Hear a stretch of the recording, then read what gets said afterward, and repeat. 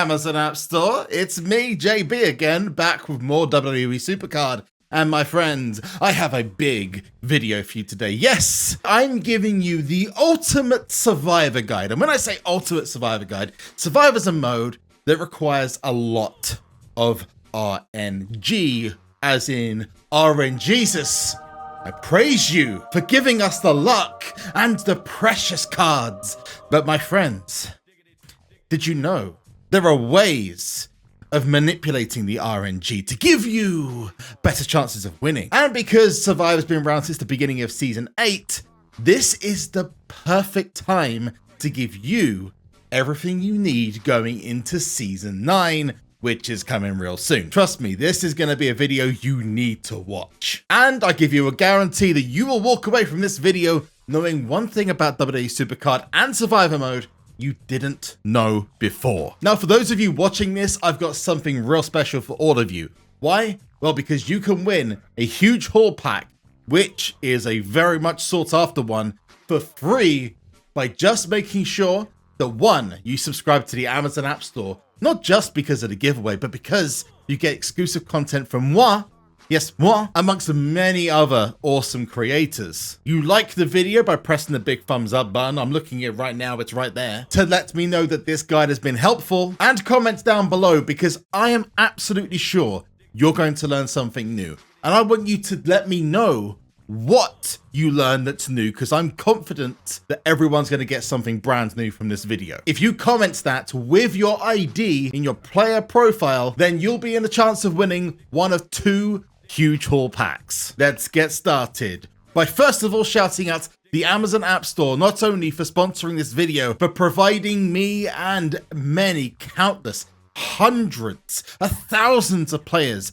with the amazing Amazon coins and saving us anything up to 20% on their purchases. If you buy credits in WWE SuperCard, you're going to want to hear this because you know it's not cheap. 15,000 credits is an eye-watering amount of money, and I have 32,000, so I should know. But you can get that amount discounted straight away by going to Amazon App Store on either Android or PC and grabbing yourself Amazon coins today. Yes, it's that simple. You just have to have an Android device, an emulator, or a PC or laptop. And start saving with Amazon today using the link in the description and comments down below. But now, the Ultimate Survivor Guide to give you easy W's ready to use right away. When I play Survivor, I go by 6 very specific rules. So let's get to it. Rule number 1 of the Ultimate Survivor Guide, which will guarantee you extra wins, is expect to lose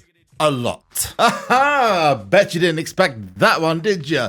But seriously, get used to it. If you've ever played Survivor before, you'll know this is a hodgepodge of RNG, bad and good decisions. Some of this mode is just based around rolling a dice and hoping you get a 6. And if it's 1, 2, 3, 4, or 5, then sorry folks, you're out of luck. Sometimes things just don't go your way, and the quicker that we all accept that, the better a Survivor experience will have. Basically, learn not to rage as someone super moves you again and again and again and again and again. That being said, there are smarter and easier ways to avoid such situations, and that's why you're watching this video. It's the reason this guide exists. So let's get into rule number 2. Don't be afraid to lose your best cards. When you're given your starter deck, you're going to get some good cards and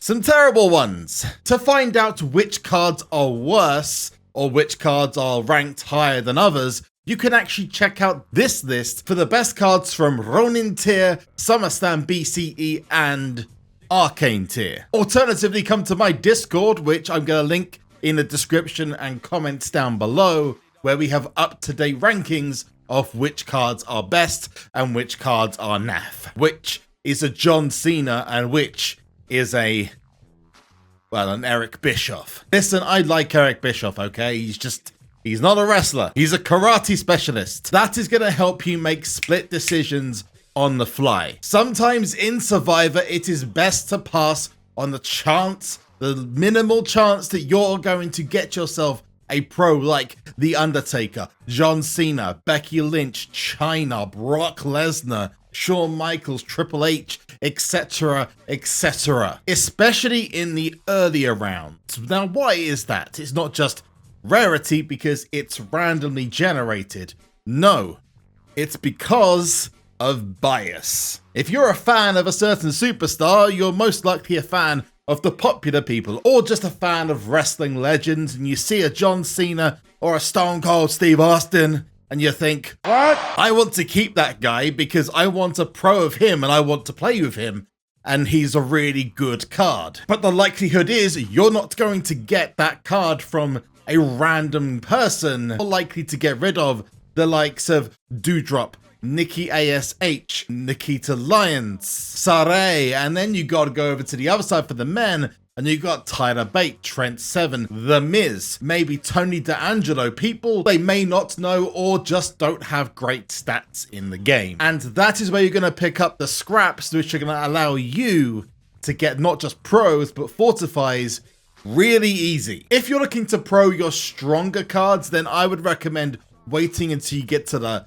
main screen after every match or every game. That's where you can trade in discard cards for those potential options. Now, this strategy can be risky and can backfire big time, but I use this on the regular and I always end up with more pros than I don't end up with pros. And if you end up getting a fortified card from that, those cards are going to be better than the best pros anyway. Rule number 3, always bring a gun to a knife fight. I mean, a super move to a survivor. I said we'll begin with the basics, and this is a doozy. Entering without a super move, you're basically handing a massive advantage to all the other competitors in your survivor. A super move all but guarantees one win, at least if you use it the right way, which is great considering you're going to need at least 7 of them to win a survivor. This is of course dependent on how your opponent plays and if they use their super move at the same time, but we'll come to that in a moment. If you've used your super move recently and you're recharging it, I can recommend a few modes to go to. First of all, Royal Rumble, Giants Unleashed, Elimination Chamber, and Codebreaker are the best ones, and if you don't intend on using them for these 2 modes, Last Man Standing and Clash of Champions. But the best is definitely Royal Rumble, and there's a little trick not many people will know, so you might be hearing this for the first time, but losing a Royal Rumble match actually charges your super move faster. If you intentionally lose your Royal Rumble match, you can get anything up to over 50% of your super move charged in one match. For every point you lose in a Royal Rumble, you gain 4% of your super move, where every win only gains you 2%, which means 52% is the maximum you can get per bout, which you do that twice, full super move. Survivors take anywhere from 7 to 20 minutes to complete at a time, and every bout for a Royal Rumble refreshes every 15 minutes, making the timing even better for those who want to get out of a survivor and jump straight back in with a charged super move ready. But when do you use it? And that is rule number 4. When should you use that super move? And I could seriously give you any answer and it could be right, but I've got the best ways coming right up. The first tip I can give you is, as tempting as it is, don't use it within the first 3 rounds. Seriously, you're gonna really hurt your chances if you use it early on. Yes, it's the ultimate move, but a little laugh you have between you and your friends might end up costing you the entire thing later on down the line. But that refers me back to rule number 1. Be willing to accept defeat. If you are 2-0 down in a survivor, don't waste your super move and then potentially have to wait another 20 minutes to gain yourself another super move for another survivor. Take the L. If you're 2 down and you got 0 wins and the third one is about to win, don't use your super move. Take the L, move into the next one. It's better to let fate decide then use a super move to force a win. By getting out early, you've got a chance of getting into a fresh survivor with fresh opponents, and you've still got your super move intact, so you don't have to wait. The next tip I can give is try to hold off using it until at least the quarterfinals. When you're coming up towards the end, you want to be holding this back just in case you need it. Absolutely do not touch it if you have got a win streak and 0 losses. You'll thank me later. Use your losses as a cushion and super move as a last resort. So now we move on to when you should use it. These are the best moments to absolutely maximize on the benefit of a super move. First of all, to counteract abilities like Overrun, Defend, Inspire, and Chain. Second is with a single superstar versus a pro superstar. And the third is to boost an incompatible or a poor tag team against one that's more powerful. But the absolute best moment that you can use this is when you have a superstar with Overrun. You see, if Overrun triggers at the same time as a super move, it carries the boost of that super move over to your next match. And as rare as this situation might occur, it's happened to me multiple times. That means you get the benefit in not just one match, but 2 matches. It's infuriating. But if you're the benefactor, oh, it's very sweet. And last tip, be unpredictable with when you use it. So this could mean that instead of deploying it in what most people do, waiting for round 3 of a match, you do it in round 2, which might catch someone off guard, especially if you got the win in round 1. But that's super moves out the way. Rule number 5 is paying attention to indicators and abilities. Indicators for abilities such as Chain, Defend, Inspire, and Overrun triggering are seen in the top right-hand side for your opponent and the bottom right-hand side for your own deck. These are incredibly important, and if you play by them, you might just get an extra win, or if you don't, an extra loss that can change the entire survivor for you. The only abilities that don't show before a match begins are Reverse and Assist, with Assist being particularly cruel. They're also super important, like I mentioned just now, for when to play a super move. For example, if someone else has a massive Defend boost, you could use your super move to boost a really average single card against 2 pros in a tag to beat them with ease. By making the choice whether to play a powerful card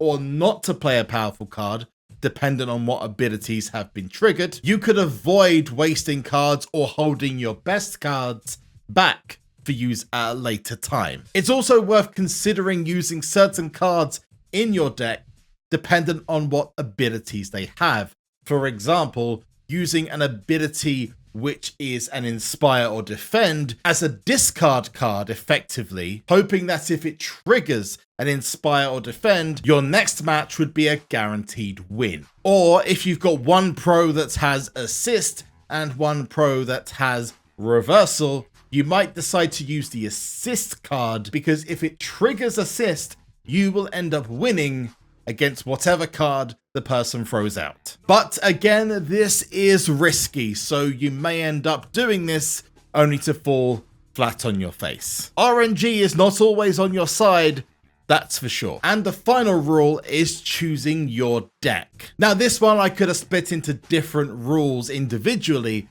but I instead decided to keep this to bullet points and individual different strategies you can use as part of one section about choosing the best cards to pro, to discard, etc. Building your deck is the foundation of getting yourself extra wins in Survivor, so it's probably a good idea to focus on getting the best cards possible to increase your chances. Let's begin with always pick pros over anything else. If a card becomes available that's a pro, grab it straight away, whether you're discarding one card for another. If that card gives you a pro, keep it, because that is going to be the most important thing for your survivor. But which cards do you pro first? Well, that's the next point, and this comes down to choosing wisely based on the arrows you have. So here's a situation for you.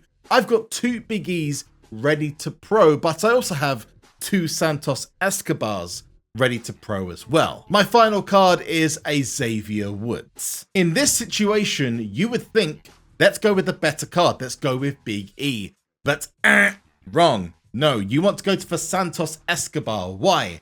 Because you don't have any other taggable cards that go at that moment with Santos Escobar. You want to keep as many taggable cards as you can because that will win you matches. So by keeping the Big E and Xavier Woods, you have a single superstar in Santos Escobar as a pro. You have a Big E, which is a great card to have, and then you have a tag for Big E and Xavier Woods when you need it. And this comes down to treating tags sometimes as more important than getting the better cards. And this comes into deck balance. And when I say deck balance, I'm talking about the arrows you're choosing.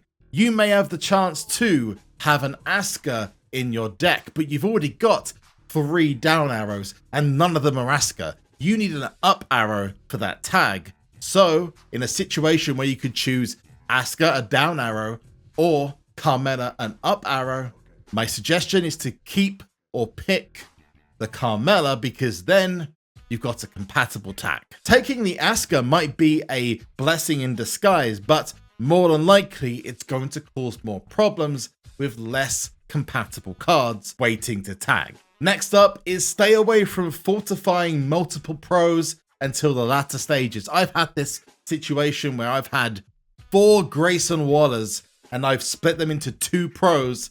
You want to keep it that way for as long as possible because keeping 2 pros is going to win you more matches than fortifying into 1 ultra mega card. And my final tip is about using your discard cards to cause problems for your opponent. Now this really usually works at the latter stages. We're talking the final and semi-finals when you're in the top 3. But where you have the opportunity to, when selecting cards to keep and to remove in your hub or in the menu for Survivor, it's worth picking cards that are generally weaker or might cause a problem if you've been keeping a note of the person's deck and what their strengths and weaknesses are. For example, if someone has a left and right arrow heavy deck, you might decide to throw a Carmella in there as an example. It's an up arrow. They're not going to want that in their deck. It's also a weaker card, so if you come up against it, you're more likely to beat it. So if you have a really powerful card like Becky Lynch, Charlotte Flair, or let's just say The Undertaker or The Rock or something, try to get rid of those if you can and if they're not useful for you, and grab the weakest card you can to send them to your opponent. Just make sure you're not giving them an extra advantage in future rounds, because the worst thing you can do is give someone a fortify and you've benefited them for a future match against you in the final. So there we go. Today you've learnt everything not only I know, but all the secrets and tricks to winning easy survivors. To end things off, this is a survivor that I just won using my rules from this video. Thanks so much for taking the time to watch. Let's claim it and see what arcane cards we're going to get from this. Well, that's 25 picks. We got Solo Sikoa and an exclusive draft pick. And we got Karrion Kross, which for me is a pro. And I cannot wait to see how you guys do. Looking at the comments and back on my channel, Super Zomagod Barbecue. Link in the comment section down below. But I have been Super Zomagod Barbecue. This has been the Amazon App Store. And you have been amazing. I will see you in the next one. Peace out.